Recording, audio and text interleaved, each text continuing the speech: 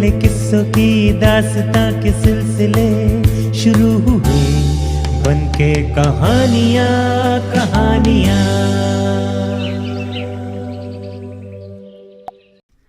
एक राजा थे, उनकी रानी अत्यंत सुकुमार थी। रानी के लिए मालिन रोज फूल लेकर आती थी, जो उनके बिछौनों पर बिछा दिए जाते थे। एक दिन माली से चूक हो गई। वो देख नहीं पाई कि एक फूल में कांटा चला गया। रानी फूल की शैया पर लेटी तो कांटा चुभ गया।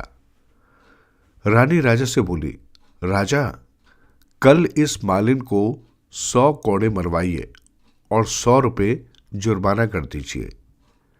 राजा ने पूछा, उससे क्या गलती हो गई रानी? रानी ने उत्तर दिया, इसने कांटा नहीं देखा, फूलों में कांटा आ गया था जो मुझे चुभ गया। उस कोठरी में एक दीप जल रहा था। रानी की बात सुनते ही ठठाकर हंसने की आवाज आई। राजा चकित हुआ, ये कौन हंस रहा है? यहां कौन है मेरे एकांत कक्ष में? उत्तर मिला, मैं लक्ष्मी हूं। मैं भूत, वर्तमान और भविष्य सब देखती रहती हूं। मैं आपके दीपक में हूं। घर की सारी वस्तुओं मैं हूं। मैं हर क्षण गृह स्वामी और गृह स्वामिनी के आचरण को देखती रहती हूं। मैं ही समृद्धि देती हूं और दंड भी। किसी के साथ किया हुआ अन्याय स्वयं को भी भोगना पड़ता है। तुम पूछते हो कि मैं क्यों हंसी, तो सुनो। मैं हंस रही हूं इसलिए कि तुम्हारी जो रानी आज एक छोटा कांटा चुभ जाने से मालिन को 100 कोड़े लगवाकर 100 रुपये का जुर्माना कर रही है, वही हरे बांस के फट्टे से मारी जाएगी और आप ही इन्हें छुड़ाएंगे। सुनकर राजा सिहर उठे, सोचने लगे, ओह, मैं ये दृश्य कैसे देख पाऊंगा। अतः ऐसा उपाय करूं कि मुझे ये सब न देखना पड़े। राजा ने लकड़ी का एक बड़ा संदूक बनाया, उसमें ऊपर से जाली बनवा दी। उसी संदूक में रानी को लिटाकर गंगा माता में संदूक तैरा दिया। अब गंगा माता उसकी रक्षा करे। संदूक बहता बहता उस तट पर जा लगा जहां रानी की ननद के पति स्नान कर रहे थे। उन्होंने समझा कि इसमें कुछ माल खजाना होगा। संदूक को बांस से खिंचवा लिया। घर जाकर जब संदूक खोला तो देखा उसमें एक परम सुंदरी स्त्री लेटी है। अपनी पत्नी को बुलाया और कहा, देखो, इस संदूक में ये स्त्री निकली है। अब इसे अपनी दासी के रूप में रख लो। रानी अपनी ननद रानी की दासी बनकर रहने लगी। अपने बीते दिनों को, राजा के प्रेम को याद करके वो विहाल हो जाती थी, पर फिर काम में लगने की कोशिश करती। उस घड़ी को मन ही मन कोसती जब मालिन को दंड देने के लिए उसने कहा था। उसी अहंकार का दंड वो भोग रही है। एक दिन वो रानी अपनी ननद को नहला रही थी। ननद ने अपना नौलक्खा हार निकालकर दासी को दिया कि इसे संभाल कर रख दो। उसने वही पत्तल पर हार रख दिया और ननद रानी को नहलाने लगी। इतने में एक चील आई और वो चमकता नौलक्खा हार लेकर उड़ गई। कोई उसे देख नहीं सका। ननद स्नान करके उठी तो बोली, लाओ, हार पहन लो। रानी ने हार ढूंढा तो वो नदारद।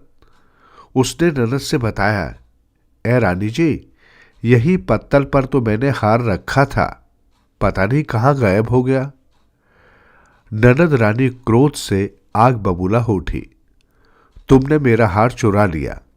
वो बार बार सफाई दे रही थी, पर उसकी बात पर विश्वास नहीं किया गया। ननद ने उसे सिर के बाल मुड़वाकर कपड़े उतरवा दिए, मुख पर कालिख पोत दी। रानी विवश थी, वो क्या उत्तर देती। बार बार यही कहती कि मैंने हार यहीं इसी पत्तल पर रख दिया था। पता नहीं क्या हुआ। ननद ने खाना पीना छोड़ दिया और अपने पति से बोली कि हरे बांस के फट्टे चिरवाकर उससे इसे मारिए, तब ये हार की चोरी कबूल करेगी और हार देगी। फट्टे चीर कर लाए गए। दूसरी ओर उस रानी के पति अपनी पत्नी को गंगा में तैराकर बहुत उदास रहा करते थे। एक दिन उन्होंने सोचा कि बहुत दिन हुए बहन से भेंट नहीं हुई, चले शायद थोड़ा मन बदल जाए, ये उदासी कुछ कम हो जाए। वे उसी क्षण वहां पहुंचे जब उनके बहनोई हरे बांस के फट्टे से एक स्त्री की नंगी पीठ पर मार रहे थे। स्त्री की पीठ से खून निकलने लगा था, पर वो मारते जा रहे थे। राजा ने ये दृश्य देखा तो उससे देखा नहीं गया। वे दौड़कर गए, बहनोई का हाथ पकड़ लिया और बोले, बस करो, जाने दो बेचारी अबला को। वो छोड़ दी गई। रात में भोजन करने के बाद राजा लेटे तो ननद रानी ने अपनी दासी से कहा, जाकर मेरे भाई का सिर दबा दो। रानी चुपचाप सिर दबाने लगी, पर उसके आंसू उमड़ पड़े। वो चुपचाप रोती रही। उसके आंसू की बूंदें राजा के वक्ष स्थल पर गिरी। राजा ने उसे समझाया, रो मत, कुछ दिन में तुम्हारे घाव ठीक हो जाएंगे।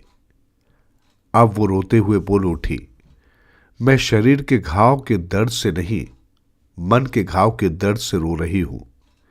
एक दिन था कि मैं भी रानी थी। मेरे लिए फूलों की सेज बिछती थी। एक दिन फूल में कांटा आ गया। मैंने अहंकारवश मालिन को दंड देने की बात अपने पति से कही। इतना सुनते ही राजा उठ बैठे और उसका हाथ पकड़कर ध्यान से उसकी ओर देखने लगे तो वो कोई और नहीं, उनकी प्राणधार रानी ही थी। राजा ने रानी को हृदय से लगाकर उनके घाव सहलाते हुए कहा, जो भाग्य में लिखा था वो दंड पूरा हो गया, चलो अपने घर चलो। वो रानी को लेकर अपने राजमहल में लौट आए और सुख से रहने लगे। रानी का अहंकार गल चुका था। अब वो पहले वाली रानी नहीं थी। दास दासियों के प्रति उनका व्यवहार अब संतान की तरह था। दासता का दुख वो झेल चुकी थी। ये कहानी जीवन की सच्चाई है। हम अपने सुख में दूसरों का दुख भूल जाते हैं। भूल ही नहीं जाते, दुख का कारण भी बन जाते हैं। पर ईश्वर के यहां न्याय होता है और अपने अहंकार एवं अन्याय का दुख किसी न किसी रूप में झेलना ही पड़ता है।